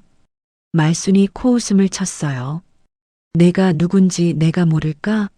친정 식구 하나 없이 우리 집에 시집 온 사람이지. 연아는 그 말에 흔들리지 않았습니다. 맞아요. 저는 친정 식구가 없어요. 하지만 외할머니가 계셨습니다. 외할머니? 결혼 전에 돌아가셨다며. 네, 돌아가셨어요. 하지만 외할머니께서 저에게 남기신 게 있어요. 연아가 박철호 변호사를 바라보았어요. 변호사가 서류 가방에서 서류를 꺼냈습니다. 저는 박철호 변호사입니다. 연아 씨 외할머니의 유언 집행을 맡고 있습니다. 변호사가 서류를 테이블 위에 펼쳤어요. 이것은 외할머니께서 남기신 유언장입니다. 그리고 이것은 연아 씨 명의의 부동산 등기부등본입니다. 말순과 수진이 서류를 내려다보았어요. 처음에는 무심한 표정이었습니다. 하지만 서류의 내용을 읽어내려가면서 두 사람의 얼굴이 굳어지기 시작했어요. 이게 뭐야? 말순의 목소리가 떨렸습니다. 강남구 상가 건물 2채. 소유자 서연아. 박철호 변호사가 담담하게 읽었어요. 외할머니께서 연아 씨에게 남기신 유산입니다. 시가로 환산하면 수백억 원에 달합니다. 거실에 침묵이 내려앉았어요. 말순의 입이 벌어졌습니다. 수지는 믿을 수 없다는 표정으로 서류와 연아를 번갈아 보았어요. 수백억? 수진이 더듬거리며 물었습니다. 올케가 그런 재산을 가지고 있었다고? 네, 맞습니다. 박철호 변호사가 대답했어요. 다만 외할머니의 유언에 따라 결혼 5년 후에 공개하도록 되어 있었습니다. 오늘이 바로 그날입니다. 말순의 얼굴이 하얗게 질렸어요. 손이 부들부들 떨리기 시작했습니다. 그럼 5년 동안 이 사실을 숨기고 있었다는 거야? 네, 어머님. 연아가 시어머니의 눈을 똑바로 바라보았어요. 숨기고 있었습니다. 말순의 눈에 분노가 타올랐어요. 왜 숨겼어? 우리를 바보로 만들려고? 아니요. 외할머니의 유언이었어요. 연아가 차분하게 대답했습니다. 외할머니께서는 제가 시집가서 어떤 대우를 받을지 걱정하셨대요. 그래서 5년간 지켜보라고 하셨어요. 남편이 저를 진심으로 사랑하는지, 힘들 때 지켜주는지. 연하의 목소리가 조금 떨렸어요. 하지만 멈추지 않았습니다. 남편은 시험을 통과했어요. 어머님께 맞서면서까지 저를 지켜줬으니까요. 말순의 얼굴이 불그락푸르락해졌어요. 그래서 지금 그걸 자랑하러 온 거야? 네가 부자라고? 아니요, 자랑하러 온 게 아니에요. 연하가 고개를 저었습니다. 한 가지 더 말씀드릴 게 있어서요. 박철호 변호사가 다른 서류를 꺼냈어요. 이 건물들 중 하나에 현재 입주해 있는 회사가 있습니다. 변호사가 서류를 말순 앞으로 밀었어요. 바로 오말순 여사님의 인테리어 회사입니다. 순간 거실의 공기가 얼어붙었습니다. 말순의 얼굴에서 핏기가 완전히 빠졌어요. 눈이 휘둥그레졌습니다. 입술이 파르르 떨렸어요. 뭐라고? 어머님 회사가 5년간 임대료를 내고 있던 건물, 그 건물의 주인이 바로 저예요. 연하가 담담하게 말했습니다. 어머님께서 저를 식모 취급하시는 동안 저는 어머님의 건물주였던 거예요. 말순이 자리에서 벌떡 일어났어요. 의자가 뒤로 넘어가며 쿵 소리를 냈습니다.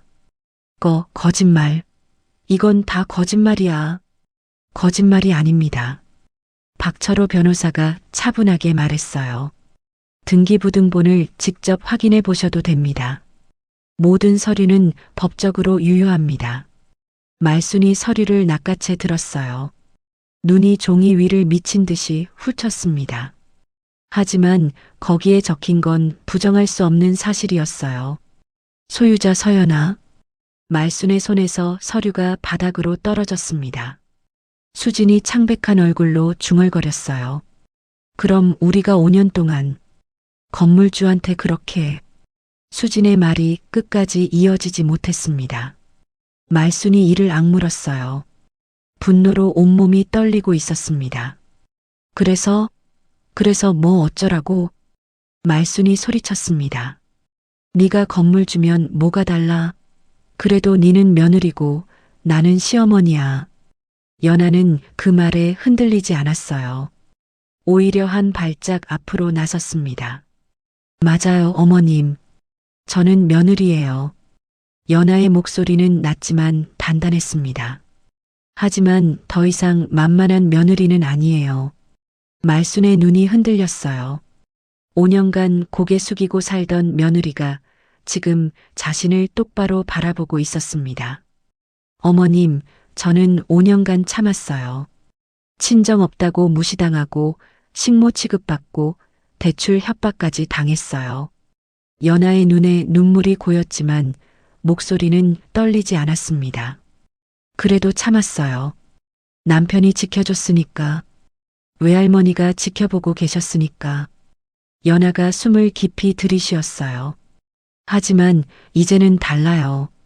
이제 저는 제가 누군지 알아요. 그리고 당당하게 말할 수 있어요. 말순이 한 발짝 뒤로 물러섰습니다. 평생 눈 아래로만 보던 며느리가 지금 자신을 압도하고 있었어요. 민혁이 아내의 손을 잡았습니다. 엄마, 연하 말이 맞아요. 민혁이 어머니를 바라보았어요.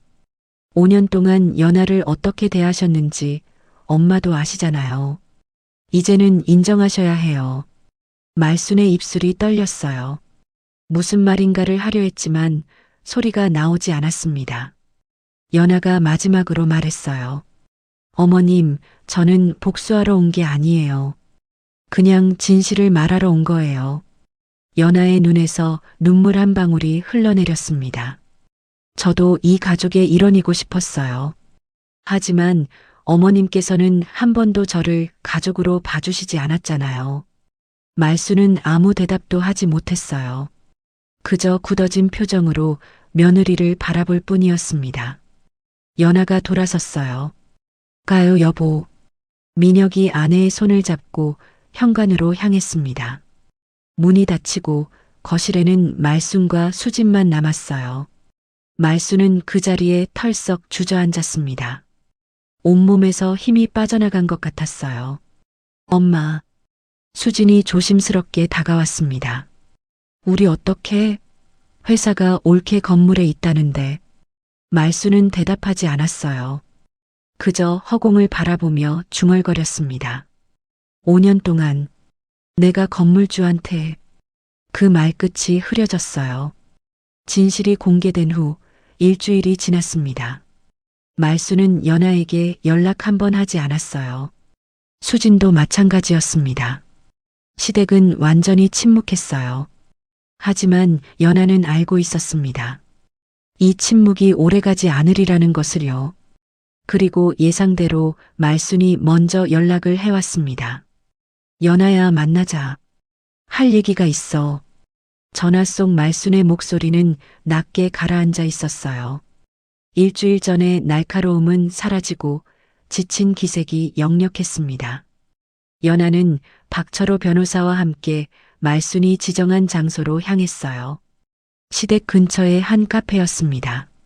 민혁도 동행하겠다고 했지만 연아가 말렸어요. 이건 나 혼자 해야 할 것 같아. 걱정하지 마. 카페에 도착하니 말순이 먼저 와 있었습니다. 창가 자리에 앉아 있는 시어머니의 모습은 일주일 전과 많이 달라져 있었어요. 얼굴이 수척해졌고 눈 밑에 짙은 그림자가 드리워져 있었습니다. 연아가 맞은편에 앉았어요. 박철호 변호사는 옆 테이블에 자리를 잡았습니다. 오셨네요, 어머님. 그래, 왔어. 말순이 커피잔을 만지작거렸어요. 한동안 침묵이 흘렀습니다. 말순이 먼저 입을 열었어요. 연아야. 목소리가 평소와 달랐습니다. 날카로움이 빠지고 어딘가 힘이 없었어요. 임대차 계약 곧 만료되지? 네, 다음 달이에요. 갱신해 줄 수 있어? 연아는 대답하지 않았습니다. 시어머니의 눈을 똑바로 바라보았어요. 말순이 한숨을 내쉬었습니다. 솔직히 말할게. 지금 회사 상황이 안 좋아. 다른 곳으로 옮기면 회사가 버티기 힘들어. 연아는 여전히 침묵을 지켰어요. 연아야, 제발. 계약만 갱신해줘. 말순의 목소리에 간절함이 담겼습니다. 하지만 연아는 그 말 속에서 무언가를 찾고 있었어요. 진심 어린 반성, 미안함. 그런 것들이요. 어머님. 연아가 천천히 입을 열었습니다. 왜 갱신해 드려야 하죠?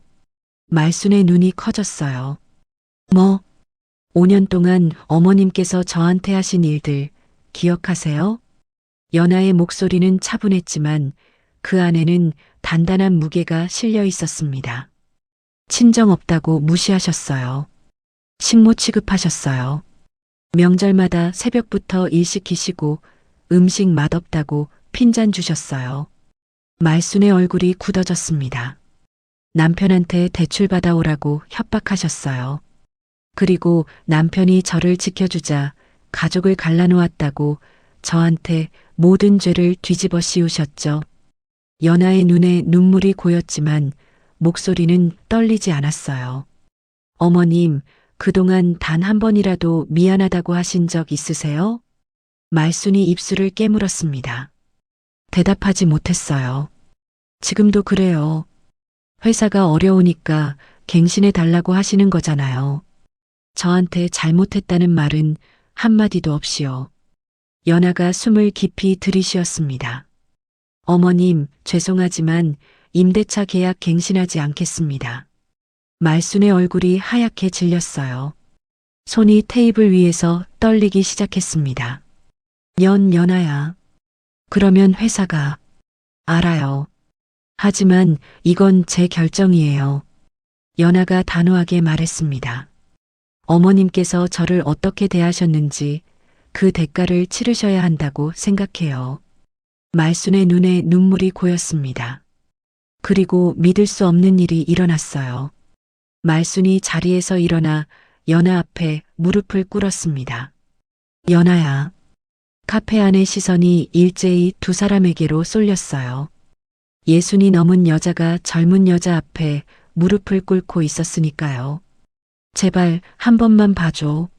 말순의 목소리가 갈라졌습니다. 회사가 내 전부야. 내 시아버지가 남긴 거라고. 그거 없으면 난 아무것도 아니야. 연아의 가슴이 흔들렸어요. 5년간 고개 한번 숙이지 않던 시어머니가 지금 자신 앞에 무릎을 꿇고 있었습니다. 눈물까지 흘리면서요. 연아가 입술을 깨물었어요. 마음 한구석이 약해지려 했습니다. 하지만 그때 말순이 고개를 들었어요. 그 눈빛을 보는 순간 연아는 알았습니다. 눈물은 진짜였지만 반성은 없었어요. 근데 연아야. 말순의 목소리가 달라졌습니다. 처음에 간절함이 사라지고 억울함이 묻어나기 시작했어요. 내가 대체 뭘 그렇게 잘못했어? 연아의 눈이 커졌습니다. 시어머니가 며느리한테 일 시킨 게 죄야? 명절에 음식하라고 한 게 뭐가 잘못이야? 말순의 목소리가 점점 높아졌어요. 원래 며느리는 그렇게 하는 거야. 나도 젊을 때 그렇게 했어.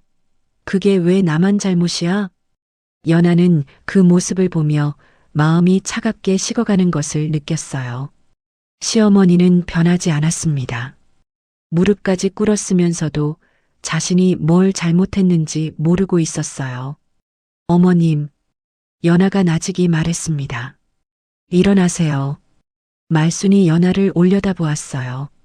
어머님께서 그렇게 생각하신다면 저도 더 드릴 말씀이 없어요. 연아가 자리에서 일어났습니다. 계약갱신은 없습니다. 다음 달까지 퇴거해 주세요. 연아야. 말순이 소리쳤어요. 무릎을 꿇은 채로 연아의 손을 잡았습니다. 제발 이러지 마. 내가 잘못했어. 응? 내가 잘못했다고. 연아가 시어머니의 손을 조심스럽게 떼어냈어요. 어머님, 지금 하시는 말씀 진심 아니시잖아요. 말순의 얼굴이 일그러졌습니다. 방금 전까지도 뭘 잘못했냐고 하셨잖아요. 그게 어머님의 진심이에요. 연아가 한 발짝 물러섰습니다. 저도 마음이 아파요. 이렇게까지 하고 싶지 않았어요. 하지만 어머님께서 끝까지 반성하지 않으시니까 저도 어쩔 수 없어요. 말순이 바닥에 주저앉았어요. 어깨가 들썩이며 울기 시작했습니다. 이게 다 그것 때문이야. 다 며느리 때문에. 연아는 그 모습을 보며 슬픔을 느꼈어요. 분노가 아니었습니다. 그저 안타까웠어요. 끝까지 변하지 못하는 시어머니가요. 연아가 카페를 나섰습니다. 박철호 변호사가 뒤따라 나왔어요. 괜찮으세요? 네, 괜찮아요. 연아가 고개를 끄덕였습니다. 눈가가 촉촉했지만 표정은 단단했어요. 집에 돌아오니 민혁이 기다리고 있었습니다. 어떻게 됐어? 연아가 남편에게 다가가 안겼어요. 민혁이 아내를 꼭 껴안았습니다. 갱신 안 하기로 했어. 잘했어. 민혁이 연아의 머리를 쓰다듬었어요. 연아 결정이 맞아. 내가 지지할게. 어머님이 무릎 꿇으셨어. 연아의 목소리가 떨렸습니다. 근데 끝까지 뭘 잘못했냐고 하셨어. 반성이 없더라. 민혁의 표정이 어두워졌어요. 엄마는 변하지 않는구나. 응. 그래서 더 확신이 생겼어. 연아가 남편의 얼굴을 바라보았습니다. 이게 맞는 결정이라고. 민혁이 아내의 손을 잡았어요. 연아야, 뭐가 됐든 난 내 편이야. 엄마가 뭐라고 하든 난 내 결정을 따를게. 연아의 눈에서 눈물이 흘러내렸습니다. 슬픔의 눈물이 아니었어요. 이 사람이 곁에 있어서 다행이라는 감사의 눈물이었습니다. 며칠 후 말순에게서 문자가 왔습니다. 너희 둘 다 후회할 거야. 두고 봐라. 나를 이렇게 만든 거 평생 후회하게 해줄 테니까. 연아는 그 문자를 읽고 휴대폰을 내려놓았어요. 마음이 무거웠지만 흔들리지는 않았습니다. 민혁이 다가와 아내의 어깨를 감쌌어요. 엄마한테서 연락 왔어? 응. 후회하게 해주겠대. 신경 쓰지 마. 민혁이 단호하게 말했습니다. 우리는 우리대로 살면 돼. 엄마가 변하지 않는 건 엄마 문제야. 우리 문제가 아니야. 연아가 고개를 끄덕였어요. 창밖으로 해가 지고 있었습니다. 붉은 노을이 하늘을 물들이고 있었어요. 연아는 그 노을을 바라보며 생각했습니다. 5년간의 시련이 끝나가고 있다고요. 이제 새로운 시작이 기다리고 있다고요. 그리고 그 시작은 생각보다 가까이에 있었습니다. 한 달이 지났습니다. 말순의 인테리어 회사는 연하의 건물에서 퇴거했어요. 강남 외곽의 작은 사무실로 이전했습니다. 회사가 망하지는 않았지만 타격은 컸어요. 좋은 위치의 건물을 잃은 것은 사업에 큰 손실이었으니까요. 말순은 퇴거하는 날까지 연하에게 연락하지 않았습니다. 마지막까지 자존심을 꺾지 않았어요. 짐을 빼는 트럭이 건물을 떠날 때 말순은 건물을 한번 올려다보았습니다. 그리고 이를 악물며 중얼거렸어요. 두고 봐라. 끝까지 두고 보자. 하지만 연하는 그 모습을 보지 못했습니다. 굳이 볼 필요도 없었어요. 퇴거가 완료된 후 연하는 건물을 찾았습니다. 처음으로 건물주로서 자신의 건물에 발을 디딘 거였어요. 박철호 변호사가 동행했습니다. 어떠세요? 직접 보시니까? 변호사가 물었어요. 연하는 건물 로비를 둘러보며 대답했습니다. 실감이 안 나요. 이게 정말 제 건물이라니. 외할머니께서 연하 씨를 위해 준비하신 거예요. 평생 모으신 재산을 모두요. 연하의 눈에 눈물이 고였어요. 외할머니가 떠오르는 순간이었습니다. 외할머니. 연하가 나직이 불렀어요. 고마워요. 정말 고마워요. 변호사가 연하를 옥상으로 안내했습니다. 엘리베이터를 타고 올라가니 작은 옥상 정원이 나타났어요. 화분들이 놓여 있고 벤치도 있었습니다. 여기는 외할머니께서 직접 꾸미셨어요. 변호사가 말했습니다. 건물을 매입하신 후에 언젠가 연하 씨가 이곳에 올 거라고 하시면서요. 연하의 눈에서 눈물이 흘러내렸어요. 외할머니는 모든 것을 준비해 두셨던 거예요. 손녀가 힘든 시간을 버티고 마침내 이곳에 설 날을 위해서요. 연하가 옥상 난간에 서서 서울 하늘을 바라보았습니다. 맑은 하늘이 펼쳐져 있었어요. 바람이 머리카락을 스쳐 지나갔습니다. 외할머니, 저 해냈어요. 연하가 하늘을 향해 말했어요. 5년 동안 버텼어요. 외할머니가 지켜봐 주셨으니까 버틸 수 있었어요. 눈물이 볼을 타고 흘러내렸습니다. 좋은 남편 만났어요. 외할머니가 걱정하셨던 것처럼 힘든 일도 있었지만 민혁 씨가 지켜줬어요. 외할머니 덕분에 그런 사람 만날 수 있었어요. 연하가 눈물을 닦으며 미소 지었어요. 이제 행복하게 살게요. 외할머니가 원하셨던 것처럼요. 바람이 불어왔습니다. 마치 외할머니가 대답하는 것처럼 따뜻한 바람이었어요. 그날 저녁 연하는 민혁과 민서를 데리고 다시 건물을 찾았습니다. 아빠, 여기 어디야? 민서가 아빠 손을 잡고 두리번거렸어요. 4살짜리 아이의 눈에 높은 건물은 신기하기만 했습니다. 여기는 엄마 건물이야. 민혁이 딸의 머리를 쓰다듬으며 말했어요. 엄마 건물? 민서가 고개를 갸웃거렸습니다. 엄마가 이 큰 건물 주인이야? 응, 그래. 엄마가 주인이야. 연하가 웃으며 딸을 안아 올렸어요. 우리 민서, 옥상에 가볼까? 거기 예쁜 정원이 있어. 세 가족이 엘리베이터를 타고 옥상으로 올라갔습니다. 옥상 정원에 도착하니 해가 지고 있었어요. 노을이 서울 하늘을 붉게 물들이고 있었습니다. 민서가 환호성을 질렀어요. 와, 예쁘다. 민서가 연하의 품에서 내려와 옥상을 뛰어다녔습니다. 화분 사이를 지나고 벤치에 올라가고 까르르 웃으며 뛰어놀았어요. 연하와 민혁이 난간 앞에 나란히 섰습니다. 노을을 바라보며 한동안 말이 없었어요. 민혁이 먼저 입을 열었습니다. 연하야. 응? 미안해. 연하가 남편을 바라보았어요. 갑자기 왜? 5년 동안 내가 더 잘 지켜줬어야 했는데. 민혁의 목소리가 떨렸습니다. 처음에 엄마가 너한테 그럴 때 내가 바로 막았어야 했어. 그런데 못했잖아.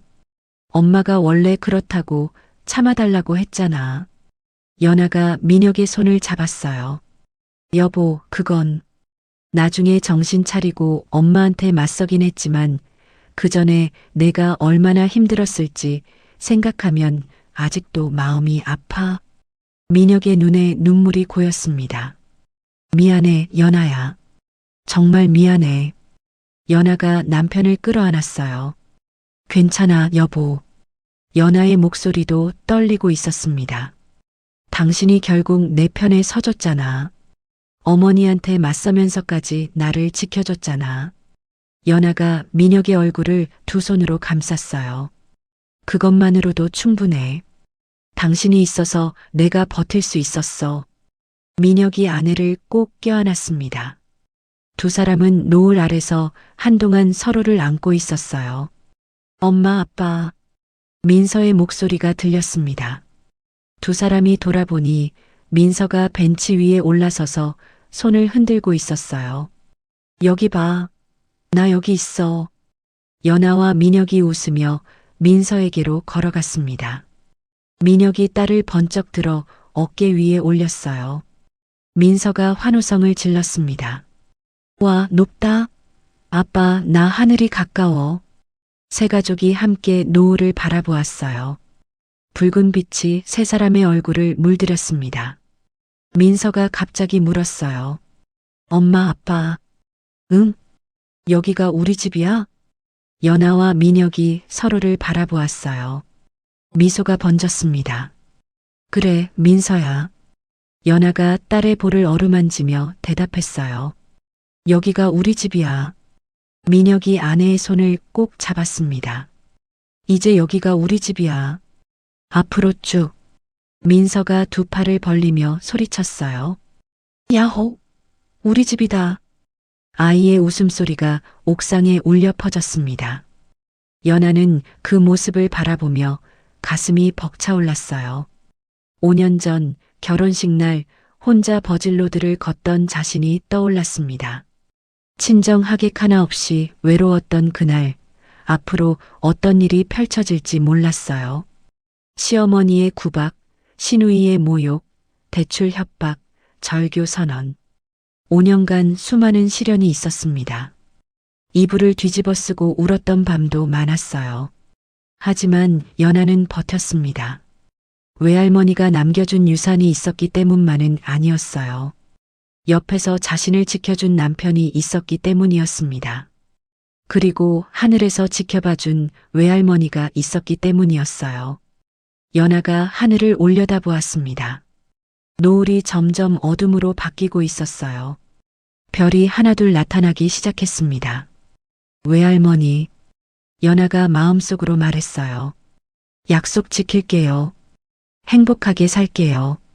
민혁 씨랑 민서랑 셋이서 행복하게 살게요. 바람이 불어왔습니다. 따뜻한 바람이었어요. 마치 외할머니가 그래, 잘했다라고 대답하는 것 같았습니다. 민혁이 연하의 어깨를 감쌌어요. 무슨 생각해? 외할머니 생각. 연하가 미소 지었습니다. 외할머니가 보고 계실 것 같아서. 분명 보고 계실 거야. 그리고 뿌듯해 하실 거야. 민혁이 아내의 이마에 입을 맞추었어요. 우리 연하가 이렇게 멋지게 해냈으니까. 연하가 남편의 품에 안겼습니다. 민서가 아빠 어깨 위에서 소리쳤어요. 엄마, 아빠 배고파. 세 가족이 웃음을 터뜨렸습니다. 그래, 우리 민서 밥 먹으러 가자. 민혁이 딸을 안고 엘리베이터로 향했어요. 연아가 뒤따라가다 한 번 더 뒤를 돌아보았습니다. 옥상 정원 위로 별이 빛나고 있었어요. 연아가 작게 손을 흔들었습니다. 외할머니에게 인사하듯이요. 고마워요, 외할머니. 사랑해요. 그리고 연아는 가족에게로 돌아갔습니다. 엘리베이터 문이 닫히고 세 가족은 건물을 나섰어요. 밤하늘 아래 세 사람의 그림자가 나란히 걸어갔습니다. 손을 꼭 잡고 서로를 바라보며 웃으면서요. 5년간의 시련은 끝났습니다. 그리고 세 가족의 새로운 이야기가 시작되었어요. 행복한 이야기가요. 오늘의 사연은 여기까지입니다. 친정 식구 하나 없이 시집간 연아는 5년간 시어머니의 구박을 견뎌야 했습니다. 하지만 끝까지 자신을 지켜준 남편 덕분에 버틸 수 있었고 하늘에서 지켜보던 외할머니의 유산으로 당당하게 일어설 수 있었습니다. 세상에 혼자라고 느껴질 때가 있습니다. 하지만 진심으로 나를 사랑하는 사람은 반드시 나타납니다. 그리고 그 사람 하나면 어떤 시련도 이겨낼 수 있습니다. 오늘 이야기가 마음에 작은 울림으로라도 남았다면 가끔 이곳에 다시 들러주셔도 좋겠습니다. 여유가 되신다면 사연의 주인공에게 따뜻한 한 줄 남겨주세요. 그 마음이 누군가의 내일을 버티게 해줄지도 모릅니다. 당신의 오늘과 내일을 진심으로 응원합니다.